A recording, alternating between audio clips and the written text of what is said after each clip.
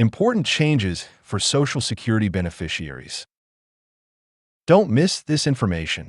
If you're receiving Social Security benefits like SSDI or SSI in your bank account, you need to listen up right now. Changes are happening across the country that could cost you money. We're talking $10, $15, or even $20 more per month just because of your bank. So what does that actually mean? I got an article that explains what's going on, and I want to walk you through some key details that matter most. Trust me, this affects your wallet. Before we dive in, I want to hear from you. How do you feel about your bank? Are they treating you well, or do you completely dread dealing with them? I've got a couple of accounts myself.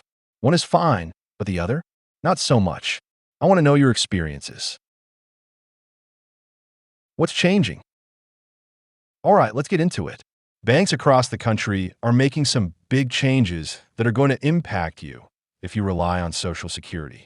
Here's the big one. Many banks are phasing out free checking and savings accounts. Instead, they're moving to paid accounts. We're talking about fees from $5 to $20 a month just to keep your account open.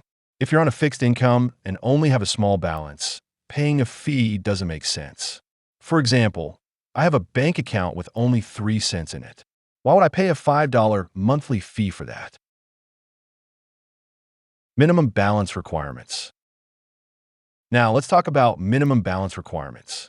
Banks are starting to enforce rules that require you to keep a certain amount in your account, like $500 or even $1,000. If you dip below that, guess what? You get hit with a fee. If you're receiving $900 a month in benefits, how are you supposed to keep that much in the bank? You got bills to pay. Here's an example. Imagine you owe money on rent, groceries, and medications, but the bank says you must keep a minimum balance. That can create a tough situation, right? Paper statement fees. Let's not forget about the paper statement fee. Some banks charge $3 to $5 just to send you a paper statement. Seriously? A piece of paper doesn't cost that much. I don't want to pay extra for something I can check online. If you want those statements, just ask. Many of you probably don't even need them in the first place. Opting out of paper statements can save you money. Interest rates for seniors. Here's another point. Some banks used to offer special interest rates for seniors. 1/4 or 0.5% more is nice, but banks are starting to eliminate those perks. It's frustrating. Seniors on fixed incomes already have enough to worry about without banks cutting their benefits. Every dollar counts, especially when you're living with a tight budget. What you can do.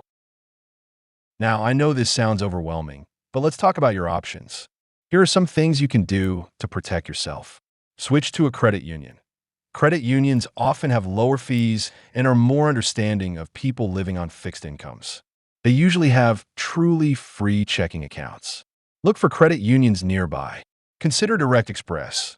This is a prepaid debit card program designed for federal benefit recipients. There are no credit checks or fees, and it's perfect for those who want to avoid bank issues. Review your current account. Call your bank and ask about any upcoming changes. Find out about fees and minimum balance requirements. Taking notes about your conversation can also be helpful. Opt out of paper statements.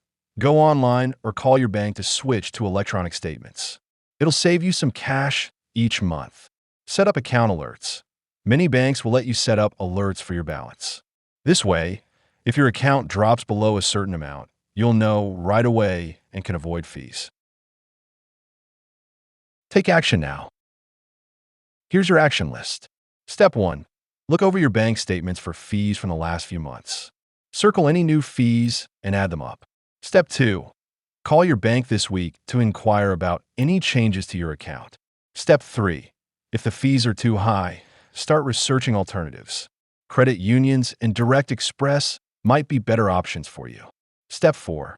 Confirm the timing before you switch banks so your benefits don't get delayed. Step 5. Keep documentation of everything, just in case you need to dispute any fees in the future. I know this can feel frustrating. You're already juggling enough with living on a fixed income, and now banks are adding more stress. It's not fair, but you have the power to make changes that will help you keep more of your money. Remember, if something doesn't feel right, don't be afraid to switch banks. You deserve to keep every dollar of your benefits. If this video helped you, please hit that subscribe button and share it with someone else who might need this info. We're all in this together. Thank you for watching.